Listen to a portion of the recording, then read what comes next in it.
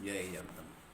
हरे राम राम राम हरे हरे, हरे कृष्ण कृष्ण कृष्ण हरे हरे, हरे राम राम राम हरे हरे, हरे कृष्ण कृष्ण कृष्ण हरे हरे, हरे राम राम राम हरे हरे, हरे कृष्ण कृष्ण कृष्ण हरे हरे। बोला पुंडलिक वरदा हरि विठ्ठल श्री ज्ञानदेव तुकाराम, पंढरीनाथ भगवान की जय, मौली ज्ञानेश्वर महाराज की जय, जगद्गुरु संत तुकाराम महाराज की जय। जय जय रघुवीर समर्थ।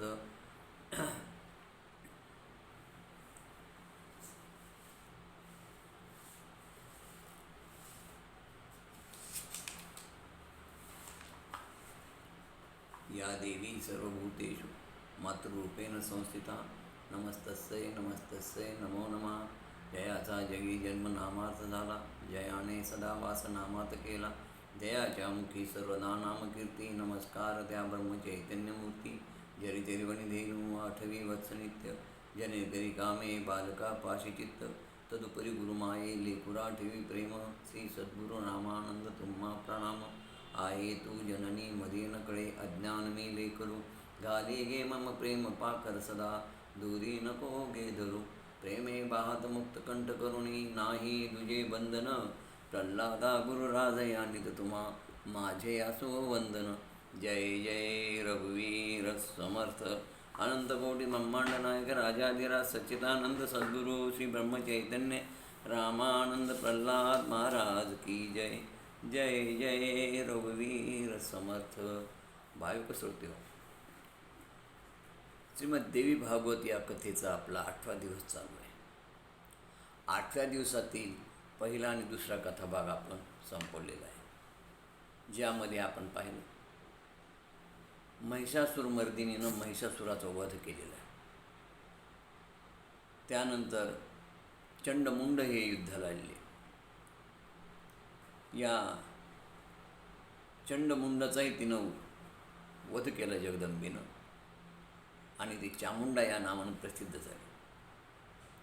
चंडमुंडाच्या वधानंतर आता रक्तबीज युद्ध झालेलं आहे, आणि म्हणून आजच्या या तिसऱ्या भागात आपण रक्तबीज, शुंभ निशुंभ या सर्व दैत्यांचा देवीनं कसा संहार केला, नाश केला, हे आपण बघणार आहोत। तर चंडमुंडचा वध झाल्यानंतर सगळे राक्षस घाबरले, ते भयभीत झाले आणि शुंभ आणि निशुंभकडे आले। जखमी अवस्थेत आलेल्या त्या राक्षसांना शुंभ निशुंभनं पाहिलं। या राक्षसांनी सगळी घडलेली हकीकत या शुंभ आणि निशुंभाला सांगितलं, देवा तुम्ही आमचं आता रक्षण करा, आम्ही फार भयभीत झालो आहोत। राजा, अरे त्या कालिकेनं अनेक राक्षस खाल्ली, तिनं चंडमुंड या दोघांचा वध केला। युद्धभूमीवर सगळे रक्ताचे पाठ वाहत आहेत, प्रेतांचा खच पडला आहे। राजा, तू आमचं रक्षण कर। ती देवी सर्वांचा नाश करते, तिचा सिंहानं देखील अनेक राक्षसांचं भक्ष्य केलेलं आहे। हे राजा, पूर्वी त्या पुष्कर तीर्थावरती तू तपश्चर्या केली, त्यावेळी ब्रह्मदेवानं तुला वर दिला होता की देव, दैत्य, मानव, सर्प, किन्नर, गंधर्व या कुणाकडून तुझा वध होणार नाही, आणि झाला तर तुझा वध फक्त स्त्रीकडूनच होईल, आणि म्हणून तुझा नाश करण्यासाठी आम्हाला वाटतं ती स्त्री प्रकट झालेली आहे, आणि तीच देवाचं रक्षण करत आहे। आता जे दानव शिल्लक आहेत राजा, त्यांना तो अभय दे। हे सगळं दैत्यांचं संभाषण शुंभने ऐकलं, आणि रक्तबीजाला म्हणाले, हे महापराक्रमी रक्तबीजा, तू प्रचंड सैन्य घेऊन जा आणि आपल्या सामर्थ्यानं युद्ध कर। त्याने सांगितलं, ठीक आहे राजासाहेब, मी आत्ता जातो आणि त्या कालिकेचा वध करून तिला घेऊन येतो, आणि इथं आणून तुझी दासी बनवतो। रक्तबीज रणांगणात युद्धासाठी जायला निघाला, पण सारे राक्षस घाबरलेले होते। त्यांची इच्छा हीच होती की आता शुंभ निशुंभनं तह करावा, करार करावा, देवांचं राज्य देवाला देऊन पाताळ निघून जावं, तर ही बाकीची आसुरसेना वाचेल, नाही तर या देवीच्या तावडीतून शुंभ निशुंभ आणि सगळी आसुरसेना नष्ट होईल, अशी भीती त्यांच्या मनात होती. पण ते काही जास्त त्या राजासमोर बोलू शकले नाही. आणि रक्तबीज त्या सर्वांना घेऊन परत युद्धाला निघाला. युद्धभूमीवर येतात त्यानं शंखनाद केला आणि रक्तबीजानं क्रोधात येऊन अगोदर जर कोणावर जर वार केला असेल तर त्या सिंहावर, ज्या सिंहानं अनेक राक्षस खाल्ले, असं या सगळ्या राक्षसाने सांगितलं. त्यानं सिंहावर बाण सोडला, पण चपल गतीनं अंबिकेनं तो बाण तोडून टाकला. तो सिंहापर्यंत यायच्या आत तो बाण तुटला. आता त्यानं देवीवर प्रचंड शरसृष्टी सुरू केली, शरवृष्टी सुरू केली, बाण सोडायला सुरुवात केली. देवीनं चपळीनं त्याच्या प्रत्येक बाणाला विदीर्ण करून टाकलं, तोडून टाकलं. त्याच्या प्रत्येक आव्हानाला देवी उत्तर देऊन त्याच्यासमोर प्रति आव्हान उत्पन्न करत होती. देवी आणि कालिका दोघीजणी युद्ध करू लागल्या. या रक्तबीजानं आणलेल्या अनेक राक्षस त्यांनी ठार केले. देवीनं रक्तबीजावर बाण सोडताच तो जमिनीवर मूर्छित होऊन पडला. पण तो मूर्छित होताच त्या रक्तबीजाबरोबर आलेले कालकेय आणि कंबोज नावाचे हे दोन बलाढ्य राक्षस पुढे सरसावले आणि त्या कालकेय आणि कंबोजमध्ये देवीमध्ये युद्ध सुरू झालं. दोन्ही दैत्य रागानं लाल झाले होते. देवीनं प्रचंड गर्जना करत कालिकेवर आणि अनेक राक्षसांना देवी कालिका ही दाताने फाडू लागली होती. दोघी देवी निकरानं लढू लागल्या. शेवटी देवीच्या बाणानं कालके ठार झाला आणि कालिकेच्या प्रहारानं कंबोज ठार झाला. पण त्याच क्षणी तो सावध झाला होता, रक्तबीज. आणि रक्तबीज सावध झाल्यामुळं परत त्यानं रणांगणात पाऊल ठेवलं. तो रणांगणात येताच आंबेनं जोरात शंखनाद केला. तेव्हा कालीलाही स्फुरण चढलं. तिनं विशाल जबडा पसरून प्रचंड ध्वनिनाद केला आणि सिंहानेही प्रचंड गर्जना केली.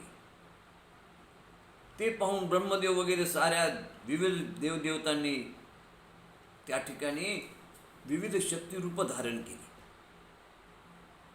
आणि शस्त्रास्त्र घेऊन ह्या देवतांचे विविध रूप त्या ठिकाणी युद्धभूमीवर देवीला सहाय्य करायला धावले होते. आता कोण कोण आले होते देवीच्या शक्ती देवी रूप होऊन?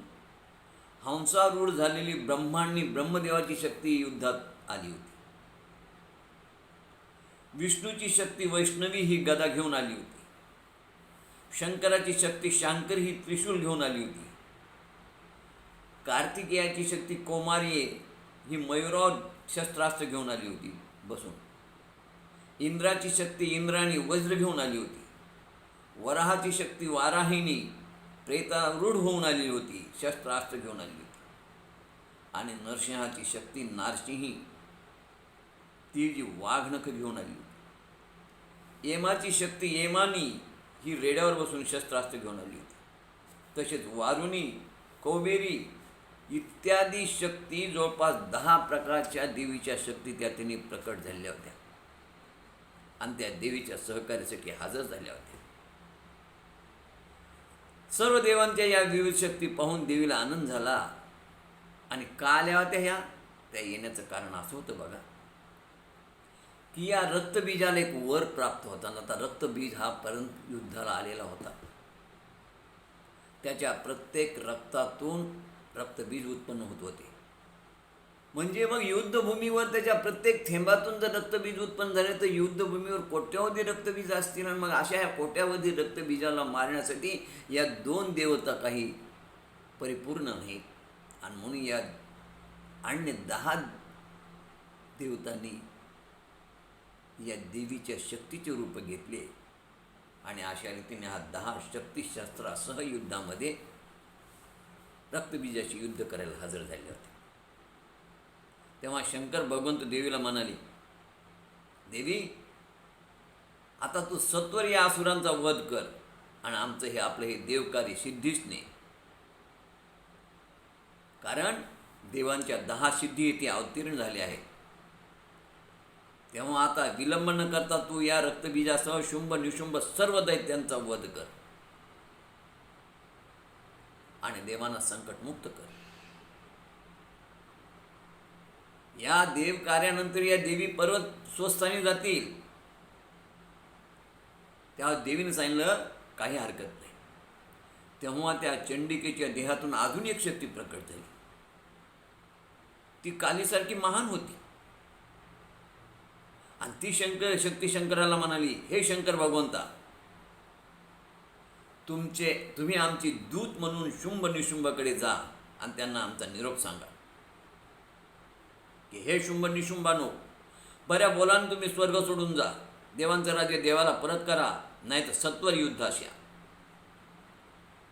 शंकराने देवीने सांगितलेला निरोप त्या असुरास सांकळविला आणि त्यानं शस्त्रास्त्रासह चिलखत घालून सैन्यासह शुंभ निशुंभ हे रणांगणात आले. आणि रणांगणात आल्यानंतर युद्धाला परत प्रारंभ झाला. दोन्हीकडचे वीर एकमेकांशी युद्ध करू लागले. आता बघा, रक्तबीज आहे, शुंभ आहे, निशुंभ आहे, बाकीचं उरलेलं सगळं त्याचं सैन्य आहे. आणि म्हणून असुरांचं सैन्य ह्या देवीला जास्त भारी पडू नये म्हणून देवीने 2 रूपांपैकी या जे ते 10 रूप 10 शक्ती ह्या सिद्धी त्या ठिकाणी अवतीर्ण झाल्या होत्या. आणि त्या 10 सिद्धी, त्या 10 शक्ती युद्धामध्ये देवीसह युद्ध करत होत्या. आणि देवी 18 हातामध्ये आयुध घेऊन युद्ध करत होती. अहो, चामुंडा तर राक्षसांना फाडूनच खात होती. प्रत्येक शक्ती, प्रत्येक या देवीच्या शक्ती ज्या या ठिकाणी उत्पन्न झाल्या त्या आपापल्या परीनं कुशल नीतीने युद्ध करत होते. सिंहही काही कमी नव्हता. तो आपल्या परीनं अनेक राक्षसांना ठार करू लागला. आणि अशा रीतीनं भयंकर रणकंदन सुरू झालं होतं. तलवार, त्रिशूल, तोमर, गदा, बाण, खड्ग, परी, चक्र आदी नाना प्रकारच्या साधनाने हे युद्ध सुरू झालं होतं. शस्त्रास्त्र वा सारखी तळपत होती विजेसारखी आकाशामध्ये. देवी म्हणाली, हे शुंभ निशुंभा, आज तुझ्या पूर्ण सेनेचा मी नाश करणार. निशुंभ, रक्तबीज, त्यांचे पराक्रमी सरदार या साऱ्यांना मी आज ठार करणार. हो, सगळेच त्या ठिकाणी रणभूमीवरती चकाळ्यासारखे युद्ध करू लागले. नुसत्या किंकाळ्या ऐकायला येत होत्या. हाणा मारा तोडा, शस्त्रांचा खणखणाट ऐकायला येत होता. गदारोळ चालू होता. अनेक योद्धे तिथं घायाळ होऊन मूर्छित पडले होते. अनेक गतप्राण होऊन लागले. कालिका गदा आणि शूलाने या दानवांचा संहार करत होती. कमंडलूतील पाणी फेकून ब्रह्माने दानवांना ठार करू लागली. माहेश्वरी त्रिशूळानं, वैष्णवी चक्र आणि गदा धारण करून, इंद्रायणी वज्रप्रहार करून, वराहिणीनं मुख आणि नखाद्वारे युद्ध करून शेकडो दैत्यांना जे ते ठार केलं. अशा प्रकारे रणांगणामध्ये अनेक बलाढ्य राक्षस ठार होत होते. हे पण रक्तबीजाला राग आला आणि तो सावध झाला. आणि ज्यावेळेस तो युद्धात सज्ज झाला आणि युद्ध करू लागला, त्या रक्तबीज दानवाला शिवाने पुढे वर दिलेला होता की तुझ्या प्रत्येक रक्तातून एक एक बीज थेंबातून राक्षस निर्माण होतील आणि ते परत युद्ध करतील. त्या शिवाचं त्याने स्मरण केलं आणि या वरानं उन्मत्त झालेला रक्तबीज गरुडावर आरूढ येऊन त्यानं लक्ष्मीवर, वैष्णवी शक्तीवर सोडली.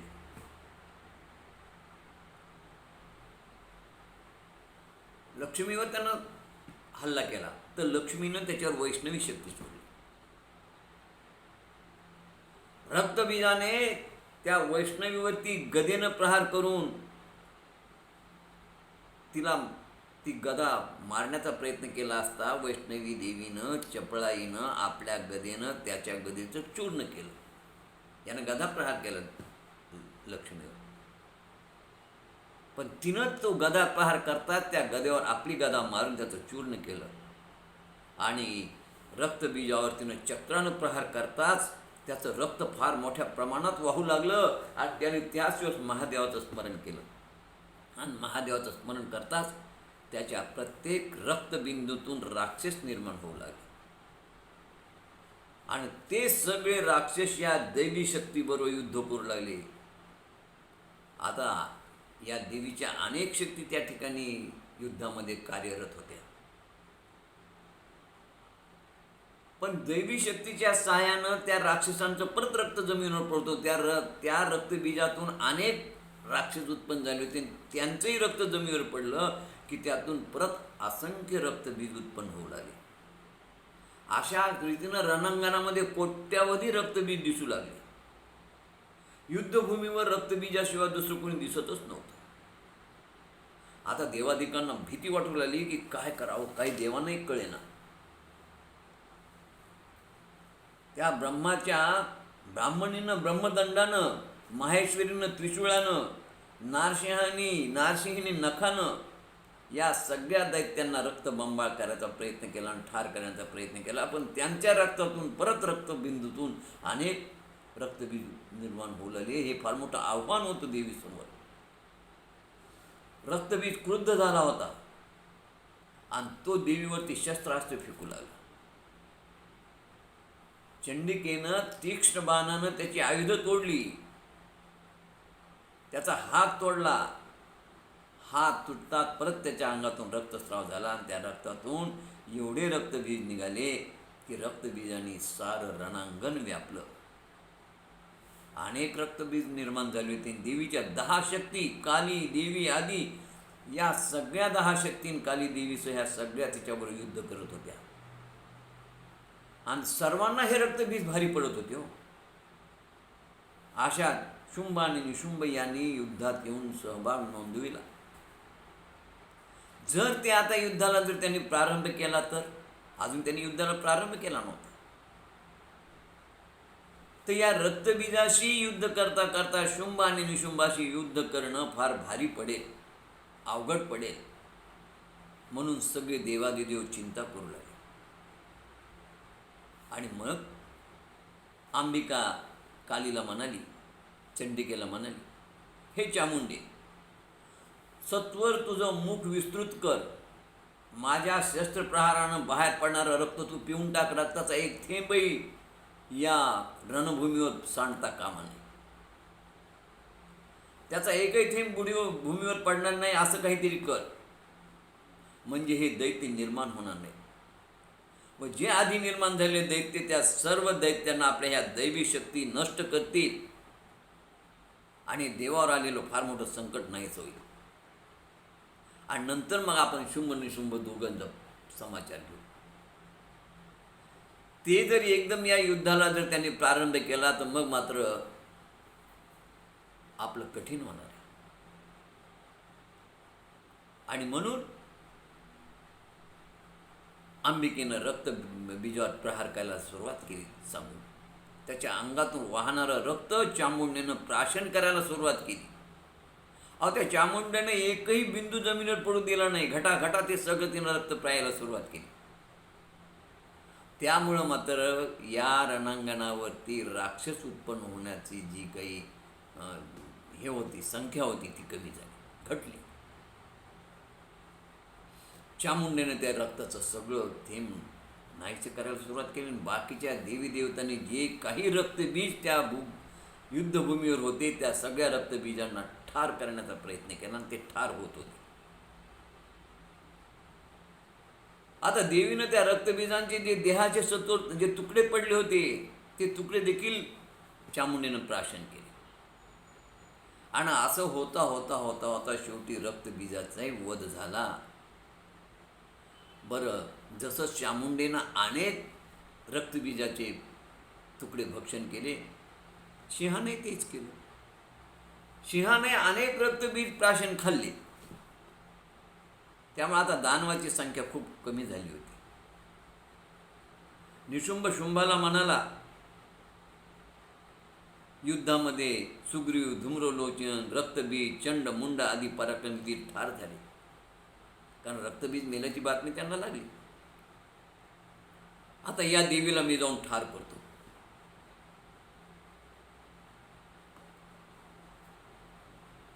तर त्यावेळेस शुंभ म्हणाला, ठीक आहे म्हणाला. आणि मग शुंभाला सांगून निशुंभ स्वतः युद्धाला आला. शुंभाची आज्ञा घेऊन तो शस्त्र घेऊन, अनेक सैन्य घेऊन रणांगणात आला होता. आणि आल्याबरोबर निशुंभानं आपल्या चौफेर बाणवृष्टी करायला सुरुवात केली. निशुंभाला पाहून देवी म्हणाली, हे काली, कोणाला? कालकीला म्हणाली देवी. कालीला म्हणाली, हे काली, याचा मूर्खपणा पहा. हा केवळ मरणासाठी आला आहे. अनेक दैत्यांचा वध, रक्तबीजाचा वध झालेला पाहूनही हा स्वतःला अजून अमर समजतो. माझ्या मायेनं मोहित झालेल्या हा मोहित होऊन हा विजयाची अपेक्षा करत आहे. काली, याचा शुंभ निशुंभाचा वध केलाच पाहिजे. सर्व देवांच्या समक्ष मी त्यांचा वध करणार आहे. असं म्हणून चंडीनं आपल्या कानापर्यंत धनुष्य ओढला आणि तिने बाणाने त्या निशुंभाला आच्छादित केले. अनेक प्रकारचे बाण त्यांनी निशुंभावर सोडले. त्यावेळेस इतर दानवांशी बाकीचे देवदेवता युद्ध करू लागले. त्यानं ते बाण तोडण्याचे प्रयत्न केले. निशुंभामध्ये आणि त्यांच्यामध्ये, देवीमध्ये तुंबळ युद्ध सुरू झालं. त्या सिंहाने आपला सहभाग नोंदविला. अनेक दानवाला फाडून त्यांनी त्याचे तुकडे केले. या देवीच्या 10 शक्ती मात्र विविध शस्त्रास्त्र घेऊन त्या सगळ्या दानवासोबत लढत होत्या. अनेक दानव त्या ठिकाणी धारा तीर्थी पडत होते. आणि अशा रीतीनं निशुंभ पुढे आला. त्यावेळेस देवी त्याला म्हणाली, हे पामरा, अजून वेळ गेलेली नाही. तुम्ही ताबडतोब शस्त्रास्त्र टाकून द्या आणि पातात निघून जा. मी तुम्हाला अभय देते. नाहीतर माझ्या हातून तुमचा वध निश्चित आहे. निशुंभानं दात ओठ खात सिंहाच्या मस्तकावर प्रहार करून देवीवर आघात करण्याचा प्रयत्न केला. तेव्हा देवीनं खड्ग त्याच्या मानेत खुपसून त्या निशुंभाचं मस्तक तोडलं आणि मस्तक निशुंभाचं तुटून ते उंच गेलं. उंच जाऊन ते खाली पडलं. धड मात्र हातामध्ये गदा घेऊन रणांगणात फिरू लागलं. देवीनं त्या धडावरती तीक्ष्ण वार केले, हातपाय तोडले, पण तो काही खाली पडेना, मारल्या जाईना, गतप्राण होईना. आणि नंतर मग देवीनं त्याच्यावरती शस्त्रास्त्राचा मारा केल्यानंतर काही क्षणानंतर त्याचं तो धड जमिनीवर पडलं आणि नंतर निशुंभ गतप्राण झाला. निशुंभ गतप्राण झाल्याची बातमी शुंभाला कळाली. आता मात्र तो फार दुःखी झाला होता. रक्तानं माखलेलं सैन्य देखील त्या राजमंदिराकडे पळून आलेलं होतं. आणि ते सगळे सैन्य त्याला विनवणी करतो की राजा, ही स्त्री सामान्य नाही बाबा. तिच्या त्या अनुपम दैवी शक्ती, तिच्यामध्ये काहीतरी एक प्रकारची शक्ती आहे. तिच्या चारित्र्याचा थांग पत्ता लागत नाही, कोण आहे, काय आहे. आणि तिचं ते मायावी चरित्र, तिचं ते युद्ध करण्याची निपुणता, कुशलता, जिचं कोणी वर्णन करू शकत नाही. हे राजा, झाला तो संहार खूप झाला. आता तू विचार कर, हे जग कालाधीन आहे. आमची तर इच्छा आहे तुम्ही पटकन आपण सगळ्यांनी पाताळात जावं आणि आपण पाताळात जाऊन त्या ठिकाणी आपण आपलं आनंदात राज्य करावं. यात आमचं तुमचं सगळ्या असुर कुळाचं कल्याण आहे आणि यावर तुम्ही विचार करावा. शुंभ म्हणाला, मी पलायन करून जिवंत राहणारा नाही आहे. अरे माझे सचिव पराक्रमी मंत्री अनेक असून माझा भ्राता हा मारला गेलाय. मी जिवंत राहून काय करू? त्यांचं बलिदान हे व्यर्थ होणार नाही. सर्वांचा करता काळ आहे. मग मी जगण्याची काय इच्छा करू? मी मारत मारत मरेल. एवढे सांगून शुंभ सत्वर रथारूढ झाला आणि सोबत गज, अश्व, गर्दभ, उंट घेऊन चतुर्विध सैन्यासह तो रणांगणात निघाला. तेथे आल्यावर त्याने त्या सिंहारूढ असलेल्या त्या आबलेला पाहिलं. सारे देव तिची स्तुती करत होते. जगदंबेनं चामुंडेला व कालिकेला दोघींनाही शुंभबरोबर युद्ध करा म्हणून सांगितलं. आणि बघा, जगदंबा शांत होती. आता या ठिकाणी चामुंडा आणि कालिका ह्या दोघीच युद्ध करणार होते. ती म्हणाली, मी साक्षी म्हणून प्रेक्षकाच्या नात्यानं उभी राहणार आहे. तुम्ही दोघे आत त्याच्याशी युद्ध करायचं. तेव्हा जगदंबा कालिकेला म्हणले, हे कालिके, तू या शुंभाचा संग्रामात चांगला समाचार घे. आणि मग कालिका गदा घेऊन रणांगणात आली. रणांगणात आल्यावरती शुंभावर युद्ध करू लागली. कालिकेने त्या शुंभावरती जोराने प्रहार केला. त्याचा रथ मोडला. नंतर कालिकेने त्याच्या रथाचे गर्दभ मारले. त्याचा सारथी मारला गेला. आणि नंतर कालिकेनं त्याचा डावा हातही तोडला. तो क्रुद्ध होऊन सैफैर झाला होता. इकडे तिकडे गांगरून जाऊन धावू लागला. तेव्हा कालिकेनं त्वरेने खडग्याच्या सहाय्यानं त्याचे दोन्ही पाय तोडले. त्या तुटलेल्या पायानं तो सरपटत दात ओठ खात कालिकेकडे येऊ लागला. तेव्हा कालिकेने त्याचं मस्तक कंठापासून कापून काढलं आणि तेव्हा त्यातून रक्ताचा प्रवाह सुरू झाला. आणि नंतर तो पर्वत तुल्य असा शुंभ जमिनीवर कोसळला आणि त्याचा प्राणही निघून गेला. दैत्य गतप्राण झाल्यावर इंद्रासह सर्व देवदेवतांनी चामुंडेची, कालिकेची स्तुती करायला प्रारंभ केला. थोडं जिवंत सैन्य राहिलं होतं. त्यांनी आपले आयुध खाली टाकून दिली. कालिकेला प्रणाम करून ते पाताळात निघून गेले. अशा रीतीनं शुंभ आणि निशुंभ याचा वध झाला होता. यानंतर पुढची जी कथा येते ती शाकंभरी देवीची. या देवीला दुर्गा व शाकंभरी नाव का पडलं, असा हा कथाभाग आहे. आता आपण इथे पाहिलं की देवीने जवळपास 19 दैत्यांचा वध केला आहे. महिषासुराचा वध झाला. चंड, मुंड, रक्तबीज, धूम्रलोचन, शुंभ, निशुंभ, दुर्मुख, बाष्कळ, ताम्र, चक्षुर, बिडाल, आशिलोमा, दुर्धर, त्रिनेत्र, अंधक, धूम्रलोचन, कालके, कंबोज आदी दैत्यांना तिने ठार केले. आणि अशी ही महिषासुरमर्दिनी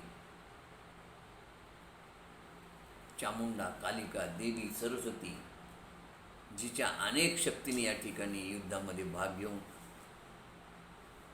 या सर्व राक्षसांना ठार केले. आता देवीला हे दुर्गा नाव पडण्याचं कारण असंच आहे की एक दुर्ग नावाचा असुर, ज्याला दुर्गासूर म्हणतात. काही पुराणामध्ये त्याचं नाव दुर्गम आले. देवी भागवतावर अनेक ग्रंथ आहेत. अनेक प्रकाशकांनी अनेक प्रकाशित केले ग्रंथ आहेत.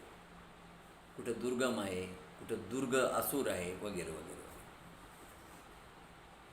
तर या दुर्गम उर्फ दुर्ग असुराला ठार केल्यामुळे देवीचं नाव दुर्गासूर झाले. देवीचं नाव शाकंभरी पण आहे. या शाकंभरीचं मंदिर आज कर्नाटकामध्ये आहे बघा. काय झालं की भारतामध्ये दीर्घकाळ दुष्काळ पडला, 100 वर्षे पाऊस नव्हता. देवीनं पाऊस पाडून सर्व पृथ्वी हिरवीगार केली, म्हणून तिला शाकंभरी नाव पडले.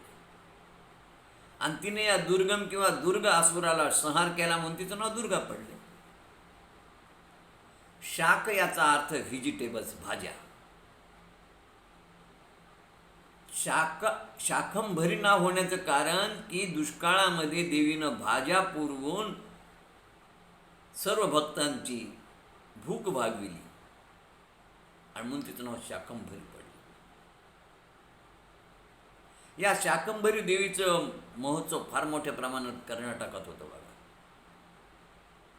कर्नाटकामध्ये विजापूरजवळ बागलकोट जिल्ह्यामध्ये बादामी तालुक्यामध्ये हे शाकंभरी देवीचं मंदिर आहे. एक गाव आहे, चोळच गुंडू गाव, आणि या गावामध्ये हे मंदिर आहे. शाकंभरी मातेचे छोटे छोटे मंदिर महाराष्ट्रात आणि देशातही पाहायला मिळतात. हिलाच बनकरी देवी म्हणतात. या कर्नाटकामध्ये श्रावण महिन्यामध्ये उत्सव होतो, आश्विन महिन्यात उत्सव होतो, कार्तिक महिन्यात उत्सव होतो, पौष महिन्यात तर शाकंभरीचा महोत्सवच होतो. शाकंभरी पौर्णिमा केली जाते, रथोत्सव केला जातो, यात्रा निघते वगैरे वगैरे. तर अशी ही देवी शाकंभरी, तिचा उत्सव जो आहे, उत्सव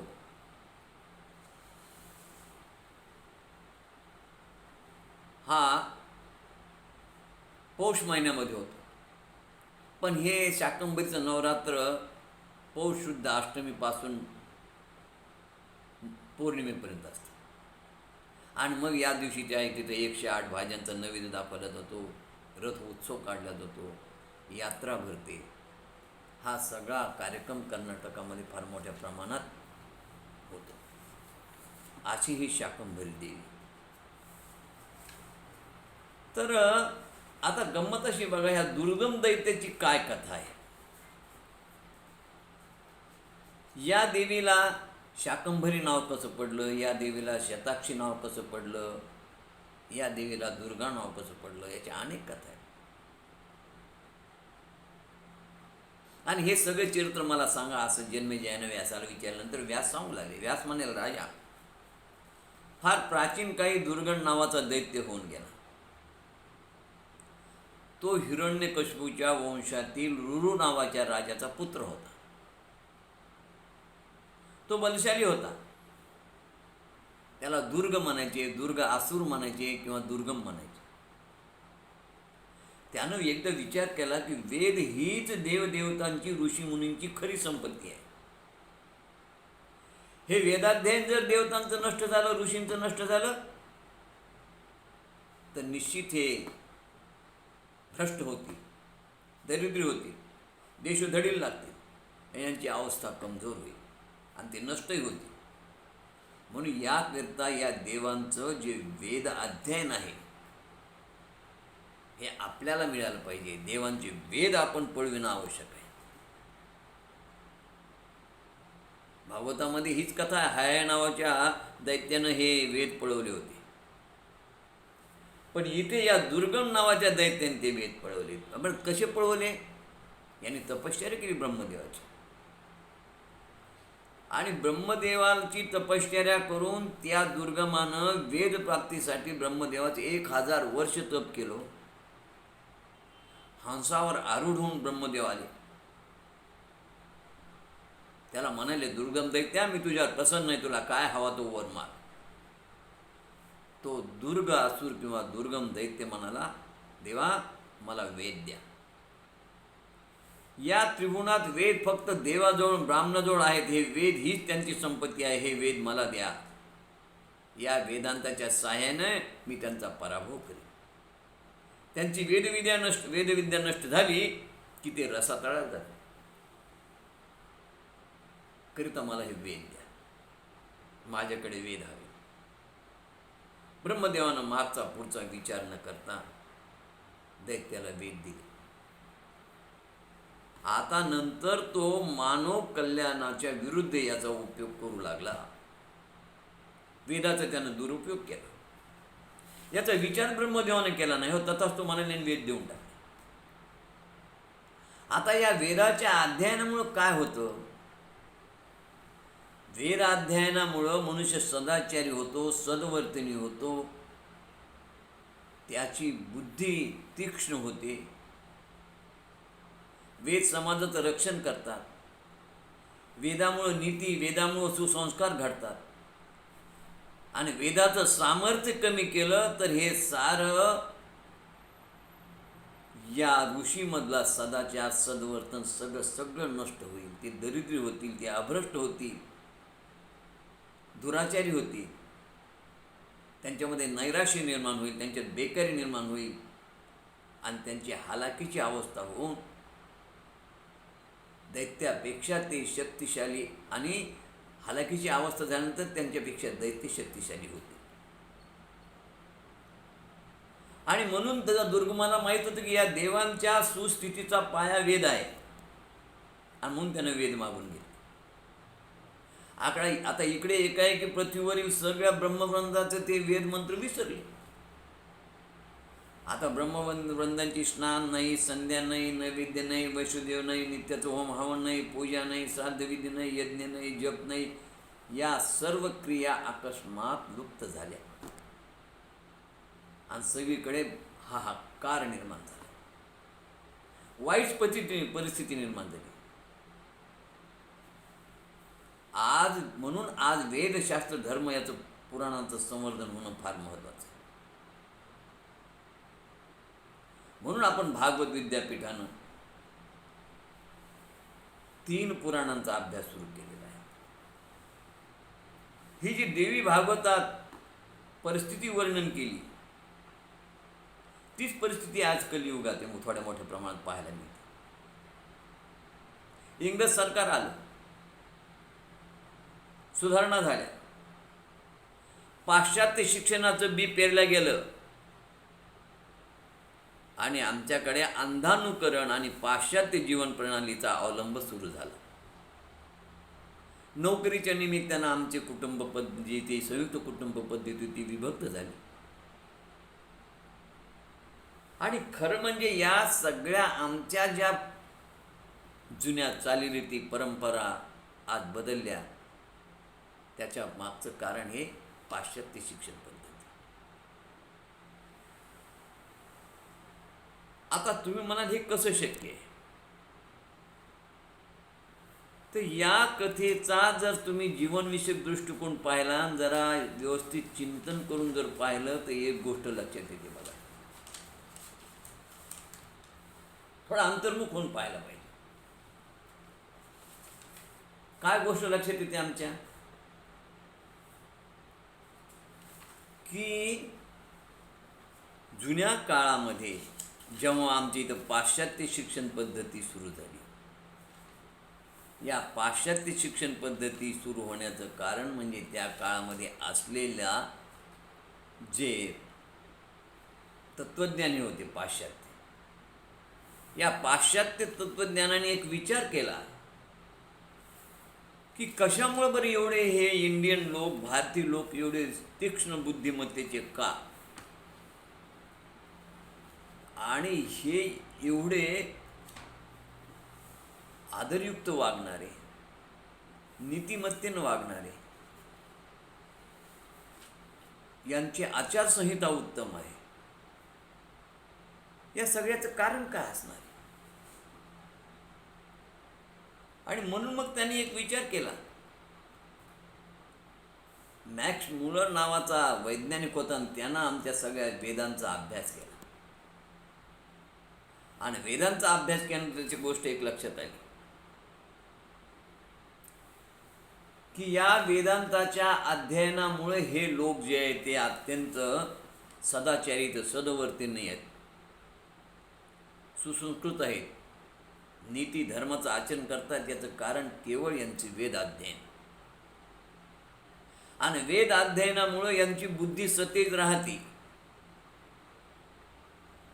वेद अध्ययनामुळे हे अभ्रष्ट होत नाहीत, अभक्ष्य भक्षण करत नाहीत, त्यांच्यामध्ये नैराश्य येत नाही, नकारात्मकता निर्माण होत नाही.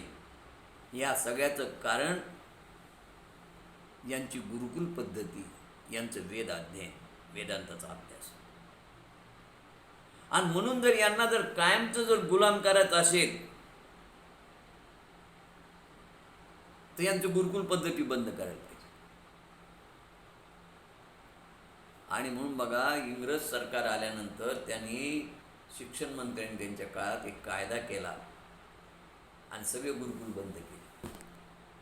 भारतामध्ये गुरुकुल पद्धतीच होती त्या काळात. गुरुकडे जाऊन आश्रमात शिक्षण घ्यायचं 8 ते 21 वर्षापर्यंत, आणि 21 वर्षानंतर आश्रमातून आले की तो निष्णात कुशल कारागीर व्हायचा, उत्तम नागरिक व्हायचा, देशाचा नीतीनं धर्मानं नियमानं वागणारा नागरिक व्हायचा. तर सगळ्या प्रकारचे शिक्षण गुरुकुलात दिलं जात होतं. ज्याला जे हवं ते शिक्षण दिलं जात होतं. रामायणामध्ये तर असं वर्णन नाही की 48 प्रकारचे उद्योग अगस्त्य ऋषीच्या आश्रमात शिकवले जात होते. आणि काय झालं की यांनी मग येऊन कायदा केला आणि गुरुकुल बंद केली, मॉन्टेसरी सुरू केली. मॉन्टेसरी सुरू झाले की मग आमचं ज्युनियर KG, सिनियर KG, बालवाडी,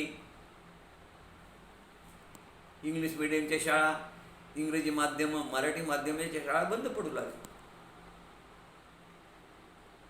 आणि पाश्चात्य गुलामगिरीमध्ये पाश्चात्य शिक्षण घेऊन गुलामगिरी करणारे लोक उत्पन्न होऊ लागले. आता ज्यांचं पाश्चात्य शिक्षणामधून एज्युकेशन झालेलं आहे, शिक्षण झालेलं आहे पाश्चात्य शिक्षण पद्धतीमधून, कॉन्व्हेंटमधून, त्या कॉन्व्हेंटमधल्या विद्यार्थ्याला वेदमंत्र काय माहीत, स्नान संध्या का माहीत, नैवेद्य वैषदेव का माहीत, नित्याचं होम हवन का माहीत, त्यांना पूजा माहीत नाही, श्राद्धविधी माहीत नाही, यज्ञ माहीत नाही, जप माहीत नाही. या पाश्चात्य शिक्षणाच्या पद्धतीमुळं अकस्मात हे सगळं लुप्त झालं. आणि आज कलियुगात भयानक असा हाहाकार निर्माण झाला, वाईट परिस्थिती निर्माण झाली. त्यामुळं नीतिमान समाज राहिलेला नाही. म्हणून या पाश्चात्य इंग्रज काळामध्ये ज्या काही सुधारणा झाल्या त्या सुधारणा या तुमच्या आमच्या फायद्याच्या जरी असं वाट दिसत असल्या, पण त्यातून जे येते आमचा धर्म, आमची संस्कृती नेस्त नाबूद कशी होईल याचाच विचार केला गेला. एका कवीनं फार छान म्हटलं, जेव्हापासून रेल्वे गाडी निघाली तेव्हापासून स्नान संध्या बुडाली, जेव्हापासून शेव चिवडा निघाला तेव्हापासून ब्राह्मण धर्म बुडाला, जेव्हापासून गॅस आला तेव्हापासून वैश्वदेव बुडाला, होम हवन सगळं सगळं सगळं बंद. आमच्या ज्या काही रूढी परंपरा ज्या काही आहेत त्या सगळ्या कलियुगात लुप्त होत आहेत. कारण आमचं वेदांत धर्माचं सगळं अध्ययन लोप पावलेलं आहे. आणि या कथेमध्ये किती वर्षापूर्वीची ही कथा आहे. ज्या कथेमध्ये त्या दुर्गम दैत्याला वेद प्राप्त झाले आणि वेद प्राप्त झाल्यानंतर त्या काळातले जे ऋषीमुनी होते ते यज्ञ याग, होम हवन, मंत्रविधी सगळं ब्राह्मण विसरले आणि त्या काळामध्ये हाहाकार उडाला. आणि त्याचा परिणाम काय झाला? त्याचा परिणाम असा झाला की वेदांचं विस्मरण झाल्यामुळं सगळीकडे जे ते दुष्काळ पडला. का वेदमंत्राचं स्मरण झालं, विस्मरण झालं? तर दुर्गम दैत्यानं ते वेद प्राप्त करून घेतले होते. आज कलियुगामध्ये का वेदांचं विस्मरण झालंय? का आमच्या गुरुकुल पद्धती, का आमची संस्कृती, का आमचा धर्म बुडीत निघत आहे? का आमच्या पुराणाचं वेदाध्ययनाचं आमच्या तरुण पिढीला ज्ञान नाही आहे? त्याचं कारण आहे पाश्चात्य शिक्षण पद्धतीचा सगळा परिणाम झाला. पाश्चात्य लोकांचं अंधानुकरण आम्ही करायलो आणि आमच्या धर्मग्रंथांना, आमच्या धर्माला आम्ही नाव ठेवायलो, आमच्या धर्माविरुद्ध आम्ही आचरण करायलो. आणि हेच त्या इंग्रज सरकारला हवं होतं. त्यामुळे इंग्रज सरकारचं आज ते स्वप्न पूर्ण झालेलं आहे. आज कोणाच्याही घरामध्ये स्नान नाही, संध्या नाही, पूजा नाही, अर्चा नाही, वेदाध्ययन नाही, धार्मिक विधी नाही, काही नाही, काही नाही, काही नाही. सगळं पाश्चात्य संस्कृतीचं अनुकरण. आणि त्यांच्या परंपराचा आम्ही आमच्या इकडे उपयोग करायला कुठं फादर डे आणि मदर्स डे. अरे फादर डे मदर्स डेचा तुम्ही जरा अर्थ समजावून घ्या. ती आमची संस्कृती नाही आहे. त्या संस्कृतीमध्ये एका स्त्रीला एका पतीला अनेक स्त्रिया करायचं अधिकार असल्यामुळे वर्षातून एकदा तरी त्यांचे जे काही मुलं असतील ते मुलं तर त्यांच्याजवळ नसतातच, मग संस्काराचं कामच नाही. म्हणून वर्षातून एकदा तरी हे मुलं आपल्याला जन्म दिलेल्या मायबापाचं स्मरण करावं म्हणून फादर डे मदर डे करतात. परत वर्षभर त्यांचा काही त्यांची संबंध नाही. म्हणजे पाश्चात्य संस्कृतीचा आम्ही अंधान करून करतो, त्याप्रमाणे मी आचरण करतो. वाढदिवसाची पद्धती, केक कापणे, रात्री 12ला आणि 1ला पार्ट्या करणं. अरे काय हे? आम्ही आमची धर्म, आमची परंपरा सोडून दिली. किती लोकांना गायत्री मंत्र येतो, किती लोक संध्या करतात, किती लोक पूजा करतात? अजिबात नाही. आणि म्हणून पाश्चात्य पद्धतीचं अंधानुकरण आम्ही करायला सुरुवात केली. जेव्हा दुर्गम दैत्यानं हे सगळे वेद प्राप्त करून घेतले तेव्हा सगळे देवादिदेव विचार करू लागले, सगळे ऋषीमुनी, की आम्हाला वेदमंत्राचं विस्मरण का झालंय, मग आता आम्ही काय करावं, याच्यावर उपाय काय? सगळे घाबरून गेले. कोणाला यज्ञ नाही, होम नाही, हवन नाही, नैवेद्य नाही, वैश्वदेव नाही, आयुर्भाग नाही, देवालय अन्न मिळणार, कुठे यज्ञ होईना, सगळे क्षीण झाले, निर्बळ झाले. आणि अशा परिस्थितीमध्ये कोरडा दुष्काळ पडला. पाणी नाही, अन्न नाही, उपासमार. अरे अरे.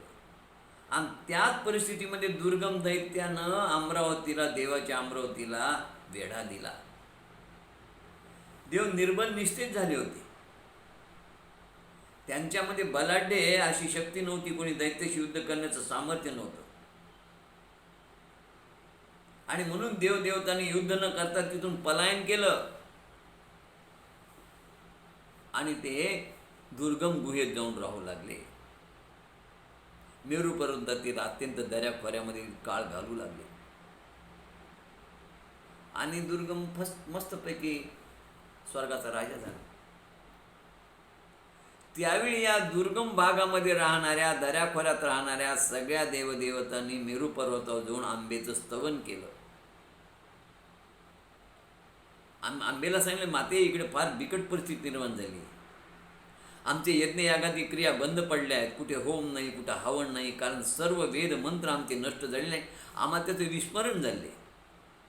जसं आज कलियुगामध्ये सगळ्या लोकांना या वेदमंत्राचं विस्मरण झाले. म्हणून कोणी कुठं स्नान करत नाही, संध्या नाही, पूजा नाही, अर्चा नाही. हे सगळं पूजा, अर्चा, स्नान, संध्या, वेदाध्ययन करणं म्हणजे हे बुरसटलेलं विचार आहे, असं ह्या लोकांचा भ्रम झाला. त्याचं कारण हे पाश्चात्य शिक्षणाचा अंधानुकरण. देवीला सांगितलं की भूतलावरती सगळं वातावरण वाईट झालं. अचानक वृष्टी पाण्याची थांबलेली, भूतलावर पाऊस नाही, पीक नाही, पाणी नाही, कोरडा दुष्काळ पडू लागलेला आहे. अनेक वर्ष इथं वृष्टीच झाली नाही, त्यामुळे इथल्या नद्या नाले सगळे कोरडे ठणठणीत पडले. पाण्याअभावी पीक आलेले नाहीत, अन्न नाही, धान्य नाही, लोकांची उपासमार चालू आहे. माते सगळा हाहाकार झालेला आहे. 100 वर्षापर्यंत हा दुष्काळ राहिला आहे. त्यामुळं या पृथ्वीवरती गायी, गुरं, प्राणी, मानव पटापट मरू लागलेले आहेत. पृथ्वीवर लोकांचा नाश होत आहे. गावोगावी प्रेतांचे ढिगार पडले आहेत. माते हा अनर्थ ओढवण्याचं पाहून काही वेदप्रेमी मंडळीने मात्र विचार केला आणि त्यांनी येऊन तिथं आंबेची आराधना केली. आणि आंबेची आराधना केल्यानंतर त्यांनी ठरवलं की हीच आंबा आपल्याला या संकटातून जे ते वाचवे. पृथ्वीवर फार मोठा अकाळ पडला होता. लोक अन्न पाण्या वाचून मरत होते. आणि मग त्यांनी त्या देवीची स्तुती केली की मंत्र लुप्त झालेले आहे. तेव्हा त्यांनी जगदंब नामाची आराधना केली, नाम जप केला, तिचं स्मरण केलं. आणि अशा रीतीनं हा स्मरण केल्यानंतर ते म्हणाले, माते आम्ही चुकलो, आम्ही चुकलो जरी तरी काही, तू चुकू नको अंबाबाई. आम्ही तुला वंदन करतो, आम्हाला क्षमा कर, आमचा अंत पाहू नको, तू आमच्यावर कृपा कर आणि या भयंकर महासंकटातून तू आमचं रक्षण कर. सगळ्या प्राण्यांचं जीवन धोक्यात आलेलं आहे. जगन्माते, तूच आम्हाला संकटातून बाहेर काढ, आमचं काही चुकलं तर तू क्षमा कर देवी. अशा प्रकारे त्या जगन्मातेला त्यांनी सगळ्यांनी विनवणी केली की माते, तुझ्याशिवाय आमचा कोणीच राहता नाही. मग तुमच्या आमच्या सर्वांच्या हृदयात अंतरात्म्यामध्ये वास करणारी राहणारी ती पार्वती माता जी प्रकट झाली आणि जिनं असंख्य नेत्रांनी युक्त असं दिव्य दर्शन दिलं, जिला शत अक्ष होते. शत अक्ष म्हणजे हजारो डोळे, 100 शत अक्ष, शताक्षी, हजारो डोळे तिला होते. आणि त्या हजारो डोळे असलेल्या असंख्य नेत्रांनी युक्त असलेल्या त्या दिव्य पार्वतीचं, त्या दिव्य देवीचं सर्वांना दर्शन झालं. तिचं सगळं अंग नीलवर्ण होतं. ती स्फटिकाप्रमाणे शुभ्र भासत होती. तिचे हजारो नेत्र नीलकमलाप्रमाणे सुंदर दिसत होते. तिच्या एका हातामध्ये धनुष्यबाण होता, दुसऱ्या हातामध्ये कमल होतं, तिसऱ्या हातामध्ये सुंदर फुले होती, चौथ्या हातामध्ये उत्तम उत्तम असे रसरसभरीत भाज्या होत्या. त्या जगज्जनने, जगाच्या पालनकर्त्या देवीने आपल्या अनंत नेत्रातून हजारो जलधारा निर्माण केल्या भूतलावरती आणि सगळीकडे जलवृष्टी केली. ही जलवृष्टी सतत तिच्या डोळ्यातून 9 दिवस चालू होती. परिणाम काय झाला? भूतलावरचा सगळा कोरडा दुष्काळ नाहीसा झाला. लोकांना आनंद झाला. सगळीकडे पाणीच पाणी झालं. सगळ्या नद्या दुथडी वाहू लागल्या. विहिरींना, तलावांना पाणी आलं.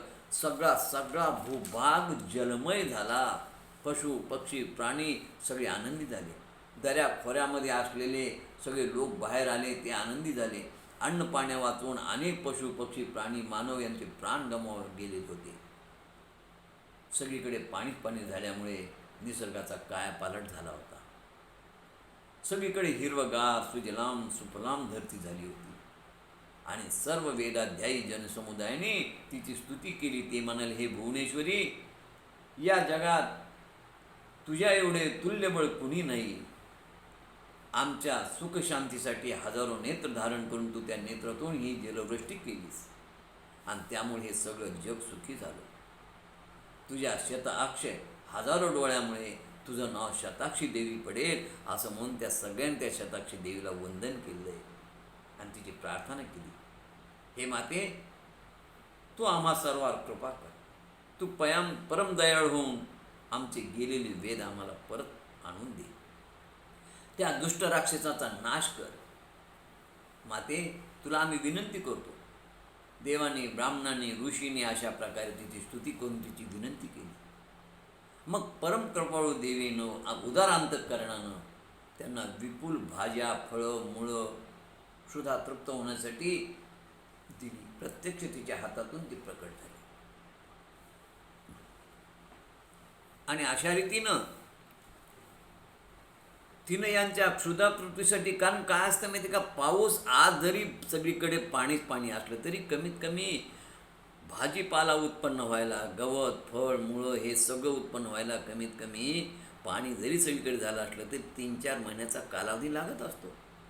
मग 3-4 महिने माझे हे बिचारे भक्त काय खातील? आणि म्हणून तिनं स्वतः हातामध्ये शाक म्हणजे व्हेजिटेबल्स, पालेभाज्या आपल्या हातात निर्माण केल्या, ज्याला शाक म्हणतात.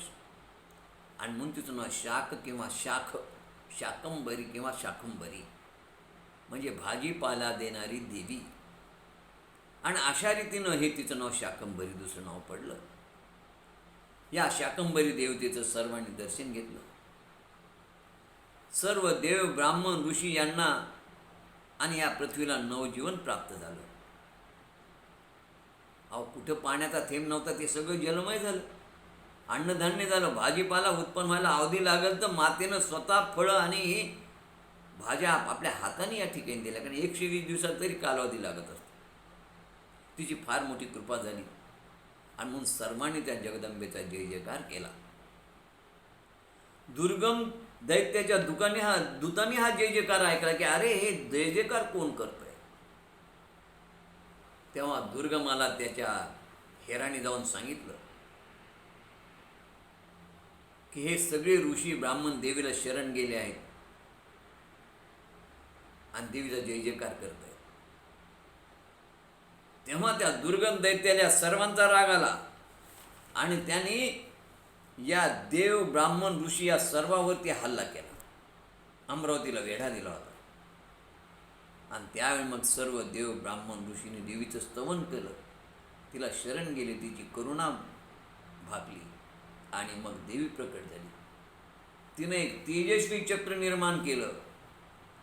आता या तेजस्वी चक्राच्या निर्माण करून तिनं देव ऋषी ब्राह्मण यांच्या दिशेनं ते चक्र फेकलं. का तर यांच्या भोवती ते चक्र राहून यांचं त्या दुर्गम दैत्याच्या सैन्यापासून रक्षण व्हावं म्हणून तिनं ते चक्र सोडलं, सुरक्षा कवच. आणि ते सुरक्षा कवच त्या देव ऋषी ब्राह्मण यांच्या चारी बाजूनं गोलाकृती कडक करून ते सुरक्षा कवच थांबलं. त्यामुळं यांच्यावरती दुर्गम दैत्याच्या असुरांचा परिणाम झाला नाही.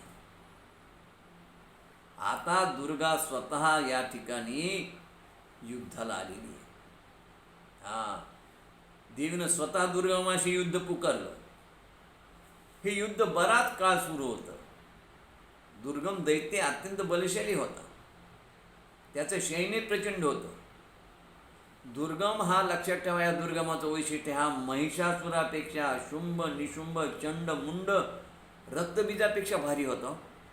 रक्तबीजाला वर होता की त्याच्या रक्तातून अनेक रक्तबीज उत्पन्न होते. म्हणून देवीच्या त्या ठिकाणी 10 शक्ती आल्या आणि त्या 10 शक्तीनिशी त्या सर्वांनी त्या रक्तबीजाचा निपात केला. एवढंच नव्हे तर चामुंडेने तिथे भूमीवर पडणारं रक्त पिऊ पिऊ टाकलं आणि बाकीच्या या 10 शक्ती युद्ध करत होत्या.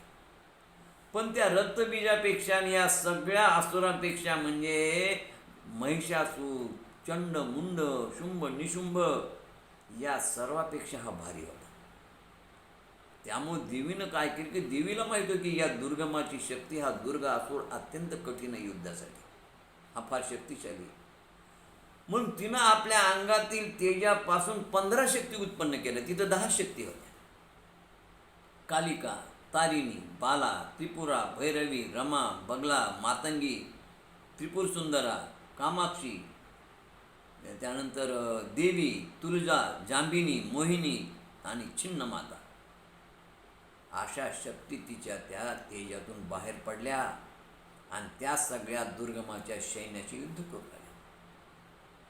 10,000 भाऊ असणारी कालिकाही प्रकट झाली आणि ती प्रत्यक्ष दुर्गमाशी 10,000 हाताने युद्ध करत होती. दुर्गम दैत्य फार पराक्रमी बलशाली होता, त्याचं सैन्य प्रचंड होतं.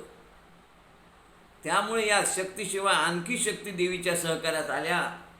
पहा आता ह्या 15 शक्ती उत्पन्न झाल्यानंतरही 10,000 भाऊ असणाऱ्या कालिकेतून, जिला 10,000 भाऊ आहेत, 32 शक्ती उत्पन्न झाल्या आणि त्या 32 शक्ती युद्ध करू लागल्या. त्या म्हणजे त्या 32 आणि या 15 शक्ती हिशोब करत राहा. त्यानंतर 64 योगिनी तिथं प्रकट झाल्या आणि त्या 64 योगिनी देखील युद्धामध्ये असुराबरोबर लढू लागल्या. निकरानं युद्ध सुरू झालं. या सर्व शक्तीनिशी 10 दिवस युद्ध करून दुर्गमाच्या हजारो औक्षणी सैन्याचा या देवीनी, त्यांच्या या शक्तीनी आणि त्या देवीच्या सहकार्यासाठी उत्पन्न झालेल्या सगळ्या योगिनींनी हजारो औक्षणी सैन्याचा नाश केला. आता दुर्गम दैत्य आणि देवी यांच्यामध्ये युद्ध सुरू झालं. देवीनं दुर्गमावर 15 बाण सोडले हो. त्यापैकी 4 बाणानं त्याचे 4 अश्व ठार झाले. एका बाणानं सारथी मारला गेला. 2 बाणाने त्याच्या नेत्रावर सोडल्यामध्ये त्याचे दोन्ही डोळे फुटले. नंतरच्या 2 बाणाने त्यांनी तिचे 2 हात तोडले. नंतरच्या एका बाणाने त्याचा ध्वज फाडला आणि नंतरचे 5 बाण त्याच्या हृदयावर टाकून दुर्गमाच्या हृदयामध्ये त्याची 5 बाण घुसल्यानंतर त्या क्रूर दुर्गम दैत्याचा वध झाला आणि तो रक्त ओकत जगदंबेसमोर पडला आणि गतप्राण झाला. सगळ्या ऋषींना ब्राह्मणांना खूप आनंद झाला. त्यांना वेदशक्ती प्राप्त झाली आणि अशा रीतीने सर्व प्रजा देवदेवता आनंदी झाले. धरती पण सुजलाम सुफलाम झाली, सुंदर नटली. सर्वत्र आनंदी आनंद झाला आणि दुर्गम दैत्याला ठार केलं. म्हणून या देवीचं नाव दुर्गा पडलं. तिला दुर्गा, शताक्षी आणि शाकंभरी म्हणतात. अशा रीतीनं या जगदंबेचं हे चरित्र शाकंभरीचं या ठिकाणी संपलेलं आहे. आणि या कथेतून एक लक्षात येतं की पाश्चात्य हा जसा दुर्गम हा देवी भागवतामध्ये प्राचीन काळी होऊन गेला राक्षसे, ज्यानं वेदाध्ययन प्राप्त केल्यामुळं आणि देव ऋषी यांचे वेद नाहीचे झाल्यामुळं काय वाईट परिस्थिती निर्माण झाली होती, तीच परिस्थिती आज कलियुगामध्ये निर्माण झाली. आज कोणाही ब्राह्मणांना बोटावर मोजण्यावरती विद्वान ब्राह्मण काही आता वेदाध्ययन करणार असले, संध्या करणारे, पूजा करणारे असतील, पण फार कमी संख्या, 10%. पण 80 ते 90% संख्या ही पाश्चात्य शिक्षणानं प्रभावित झाली असल्यामुळं आज कुठेही जे ते धर्म नाही, नीती नाही, नियम नाही, पूजा नाही, संध्या नाही, स्नान नाही, नैवेद्य नाही, वशुदेव नाही, हा सगळा दुर्गम रूपी इंग्रजांनी हा तुमच्या आमच्या वेदमंत्रावर केलेला परिणाम आहे. मी तर म्हणेल की यवनांनी हल्ला केला तो शस्त्राने केला आणि इंग्रजांनी हल्ला केला तो शास्त्रांनी शास्त्रावर केला. तुमच्या आमच्या वेदांचा अभ्यास केला, पुराणांचा अभ्यास केला आणि अभ्यास केल्यानंतर त्यांनी विचार केला की यांच्या विद्वत्तेचं, यांच्या बुद्धिमत्तेचं, यांच्या नीती धर्माचं, आचरणाचं आणि यांच्या सुस्थितीचं कारण ही यांची विद्या आहे. मग या विद्यावर घाला घालून ही विद्याच बंद करून आपण पाश्चात्य शिक्षण यांना शिकवावं, म्हणजे हे कायमचे आपले गुलाम होतील. आणि आज इंग्रज सरकारचं तुमच्यावरती जरी राज्य नसलं तरी आपण कायम इंग्रजाचे आजही गुलाम आहोत. कारण आम्ही आमच्या धर्मशास्त्राप्रमाणे वागत नाही आणि इंग्रजाच्या शिक्षणाप्रमाणे, पाश्चात्य शिक्षणाप्रमाणे वागत असल्यामुळे जरी इंग्रजाचं आमच्यावर जरी राज्य नसलं तरी आमची बुद्धी मात्र त्यांनी भ्रष्ट केली आणि पाश्चात्य शिक्षणाचा परिणाम म्हणून आम्ही आमचं आचरण सोडलेलं आहे, धर्म सोडलेला आहे. एवढीच विनंती की हा धर्म ही संस्कृती बुडू नये म्हणून आपण या धर्मग्रंथाचा अभ्यास या विद्यापीठाच्या मार्फत सर्व समाजापर्यंत पोहोचवण्याचा प्रयत्न करत आहोत. यानंतर व्यास म्हणाले, जन्मेजया, मी तुला सूर्यवंशातील, सोमवंशातील आणि पृथ्वीवरील सर्व पराशक्तीची उपासना करणाऱ्या राजांची अनेक चरित्र सांगितले. देवीच्या कृपेने त्या सर्व राजांना वैभव प्राप्त झालं. राजा, ब्रह्मांड पुराणात पंचब्रह्मासनाची माहिती आलेली आहे. आजपर्यंत या पंचब्रह्मासनावर बसण्याचा अधिकार कुणालाच नाही, फक्त देवीलाच. या पंचब्रह्मासनावर दुसरी कोणतीही देवता बसू शकत नाही, बसलेली नाही. ब्रह्मांड पुराणामध्ये पंचब्रह्मासन जे ब्रह्मा, विष्णू, रुद्र, ईश्वर या 4 पायाने बनलेला असून त्याच्यावरती जो टॉप आहे फळी, ती सदाशिव आहे आणि या ब्रह्मासनावर फक्त देवीच विराजमान होऊ शकते. हे ब्रह्मासन ह्या ब्रह्मा, विष्णू, महेशानं पाहिलं मणिद्वीपामध्ये. ज्या देवीच्या त्या ब्रह्मासनाचे पाय ब्रह्मा, विष्णू, रुद्र, ईश्वर होते आणि वरचा भाग जो होता तो सदाशिवाचा होता. या जगदंबेने या ब्रह्मा, विष्णू, महेश्वराला आपल्या 3 शक्ती दिलेल्या आहेत. ब्रह्माला सरस्वती, विष्णूला लक्ष्मी आणि रुद्राला गौरी. या शक्ती देऊन त्यांना त्यांच्या साह्याने जगनिर्मिती करणं, पालनपोषण करणं, संहार करणं अशी 3 कामं यांना दिली. गौरी ही दक्षची कन्या होती. पुढे तीच हिमालय कन्या झाली.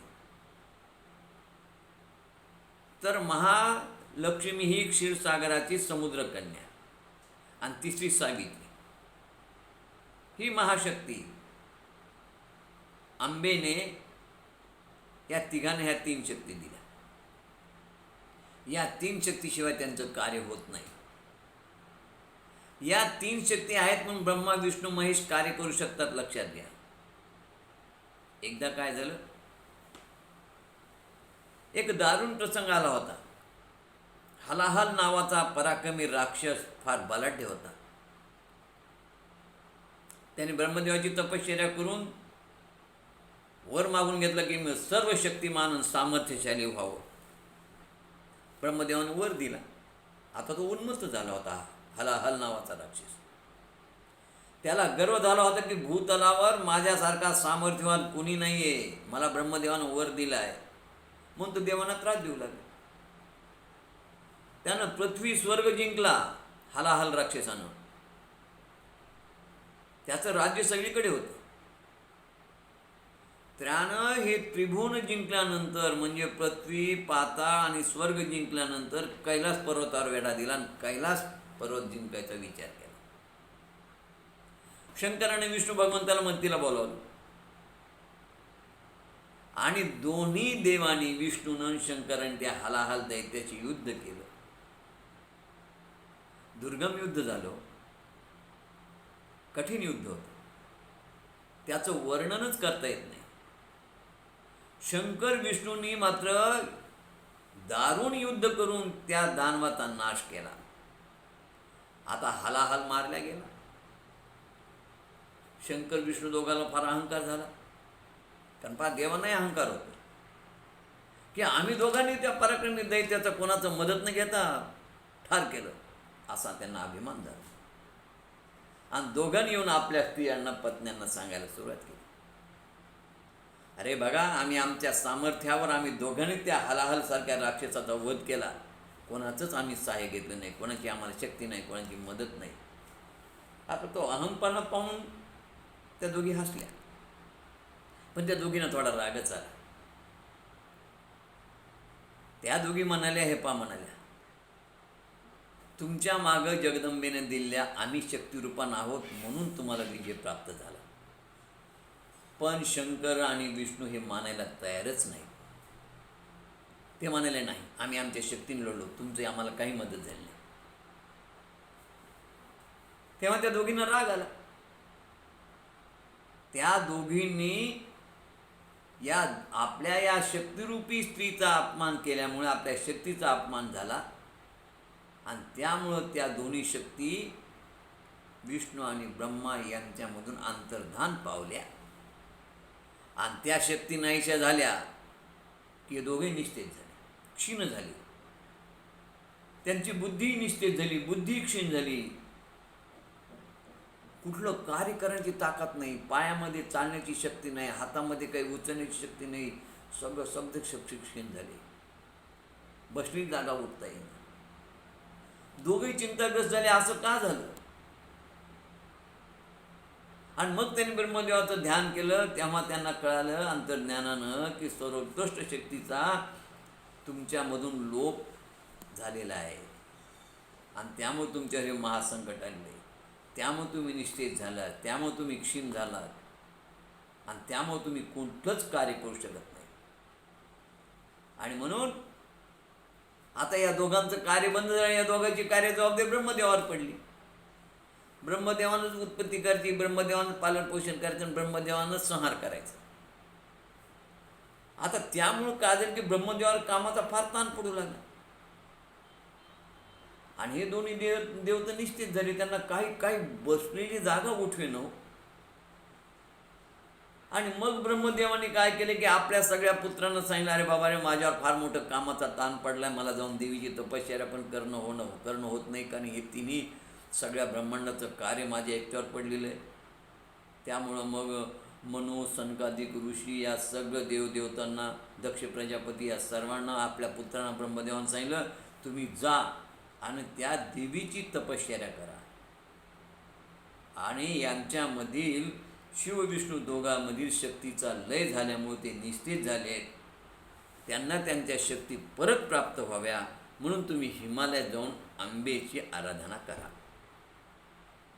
कारण माझ्यावर तर तिघांच्या कार्यात जबाबदारी पडली हो, आणि त्यामुळे मी क्षीण होईल, मी आजारी पडेल म्हणाले. मी स्वतः जगदंबेचं ध्यान केलं असतं, पण मला वेळच मिळत नाही ना. मग माझ्यासाठी तुम्ही त्या आंबेचं जाऊन ध्यान करा आणि त्यांना या दोघांना त्यांची शक्ती परत मिळवून द्या, म्हणजे मग माझ्यावरचं कामाचं ताण कमी होईल. ब्रह्मदेवाच्या आज्ञेनं सर्व पुत्रांनी हिमालयात जाऊन जगदंबेची आराधना केली. देवी प्रसन्न झाली. तेव्हा ब्रह्मदेवाचे पुत्र देवीला म्हणाले, हे देवी, शिव आणि विष्णू दोघे क्षीण झालेत, निस्तेज झालेत. माते, त्यांना त्यांची परत शक्तीचा लाभ देऊन त्यांच्यामध्ये स्वस्थता निर्माण व्हावी.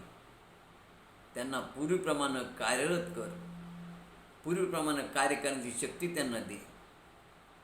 त्यानंतर दक्ष प्रजापती म्हणाले, अंबिके, माझी एक वैयक्तिक इच्छा आहे की तू कुळात माझ्या पोटी कन्यारत्न म्हणून जन्म घे आणि माझं कुळ पावन कर.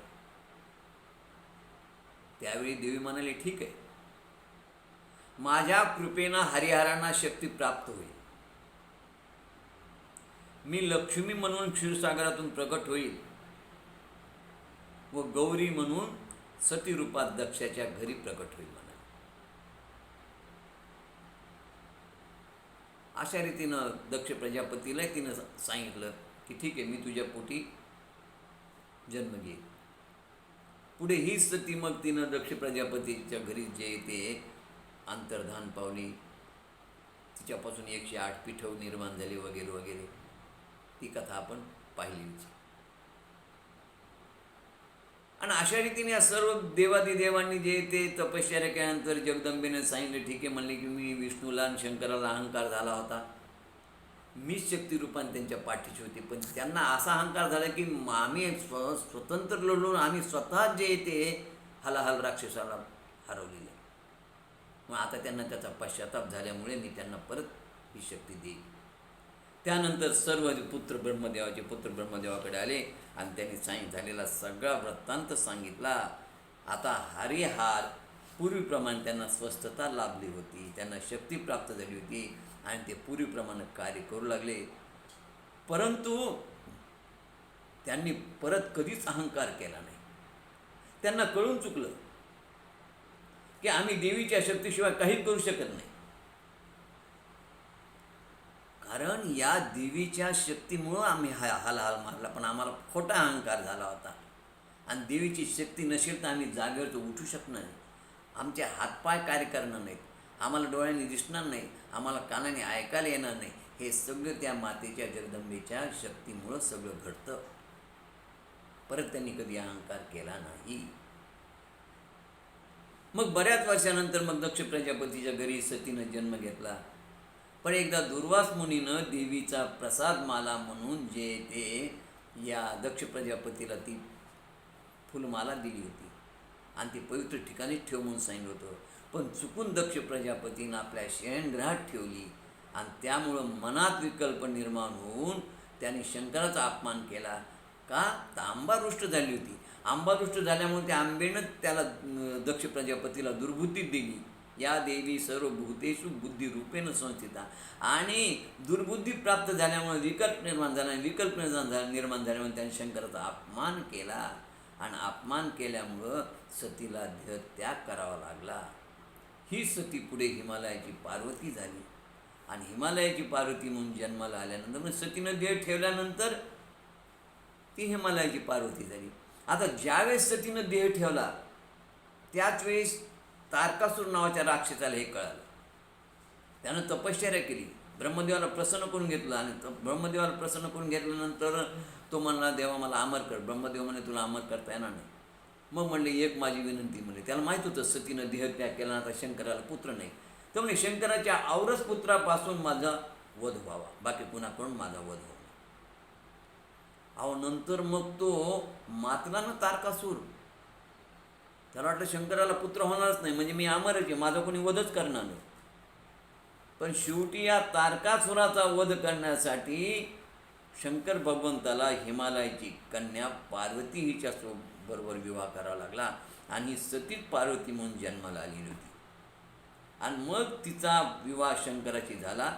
शंकराला पार्वतीपासून कार्तिकेय झाला आणि कार्तिक स्वामी या पुत्रानं त्या तारकासुराचा वध केला. आणि अशा रीतीने तारकासूर उन्मत्त झाला होता. त्याचा वध या कार्तिकेयनं केला आणि जगाला सुखी केला.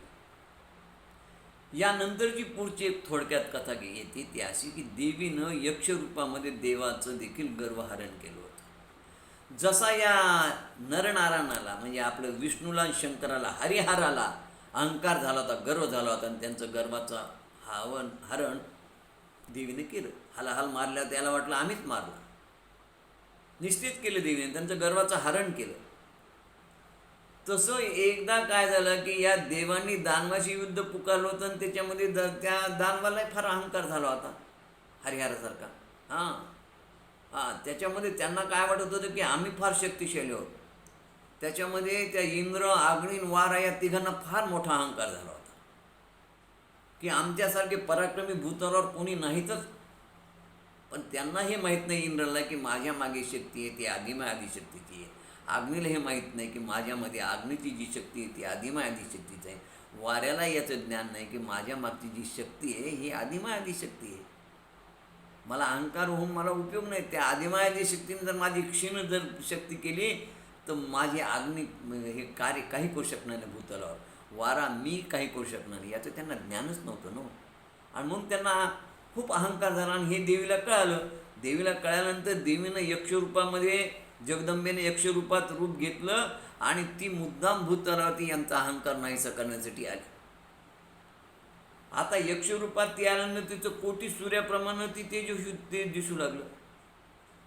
आता ते पाहून स्वर्गातले देव सगळे आश्चर्यचकित झाले.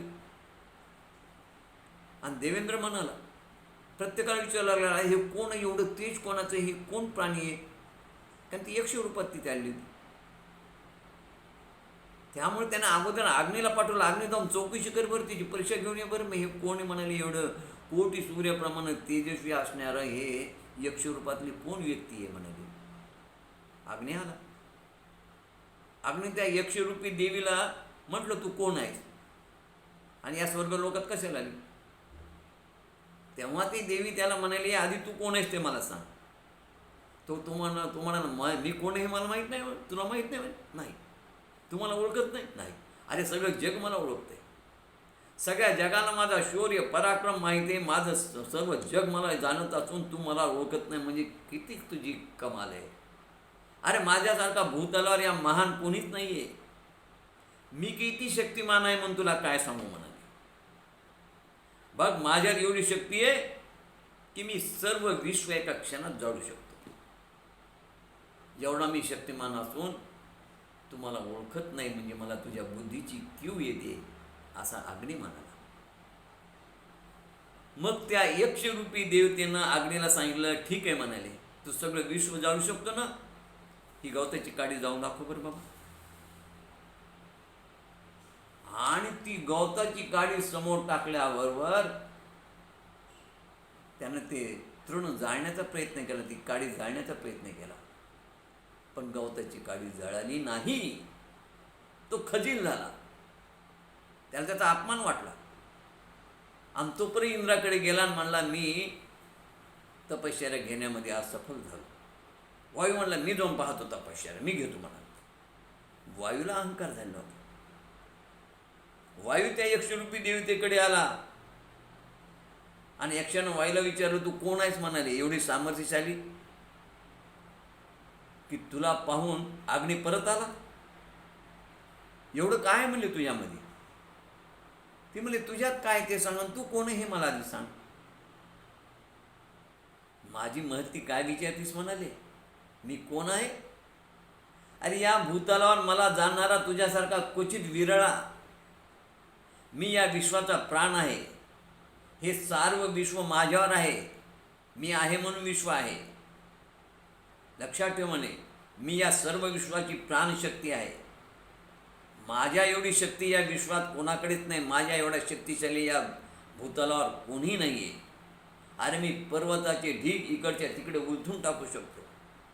मी जे अशक्य ते शक्य करू शकतो. मला वायू म्हणतात. किती अहंकार, किती गरुण, किती शक्ती. हे सगळं खरं जगदंबेच्या शक्तीमुळं घडतं. हे वायूला त्याचं ज्ञानच नव्हतं. यक्ष देवता म्हणाली, ठीक आहे म्हणाली, तुझ्यात जर एवढी शक्ती आहे, तू पर्वताचे ढीगचे ढीग इकडून तिकडे फेकू शकतो, तर तुझ्यासमोर हे एक म्हणून तृण टाकते, गवताची काडी टाकते. तुझ्या इच्छेला येईल तिकडे ती काडी मला नेऊन दाखव. अहो त्या वायूनं सगळी शक्ती पणाला लावली, पण ती काडी जागची हाली नाही. शेवटी वायू इंद्राकडे गेला आणि म्हणाला, देवेंद्रा, तू सर्व देवदेवतांचा राजा आहे, तू जा आणि ही शक्ती कोण आहे ते समजून घे बाबा. आम्ही तर असफल झालो, आम्ही यशस्वी झालेलो नाही, आम्ही हारलो. तेव्हा इंद्र त्या यक्ष देवतेकडे आला, पण इंद्र यायच्या आतच ती देवता निघून गेली. त्याला लाज वाटली की मी स्वर्गाचा राजा आणि मी येत असताना, माझा निरोप आलेला असताना देखील माझी काही किंमत नाही केली. ही कोण शक्ती होती? ही शक्ती निघून गेली. साधं माझ्याशी भाषणही केलं नाही. काय माझी ही किंमत आहे की मला काडीपेक्षा जास्त किंमत दिली नाही ना, काहीच किंमत दिली नाही. मी यायच्या तर ती निघून गेली, म्हणजे माझा हा अपमान आहे. इतक्यामध्ये आकाशवाणी झाली, इंद्रा, तू देवीच्या मायाबीजाचा जप कर आणि सुखी हो. आणि असे आकाशवाणी होतात, प्रत्यक्ष जगदंबा तिथं प्रकटली. तेव्हा इंद्राने तिला प्रणाम करून विचारलं, माते, काही क्षणापूर्वी येथे यक्ष रूपात कोण प्रकट झालं होतं? देवीनं सांगितलं, इंद्रा, मीच यक्ष रूपात आली होती तुमची परीक्षा घ्यायला. अरे तुम्हाला फार अहंकार झाला, तुमच्या शक्तीचा गर्व, पण ती सगळी शक्ती मी आहे याचं तुम्ही विसरला. हरिहरांनाही अहंकार झाला होता. माझी प्रचिती आणून दिली मी त्यांना, तशी आज मी या ठिकाणी अग्नी, वायू आणि तुलाही माझ्या शक्तीची प्रचिती मी आणून दिली. माझे या भूतलावर अनेक रूप आहेत. मी सर्वांच्या अंतर्यामी शक्ती रूपात राहते. माझ्याशिवाय या जगात साधं झाडाचं पानही हालत नाही.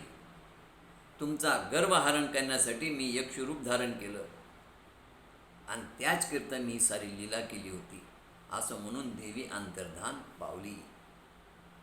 या देवी सर्वभूतेषु शक्तिरूपेण संस्थिता. नमस्तस्यै नमस्तस्यै नमस्तस्यै नमो नमः.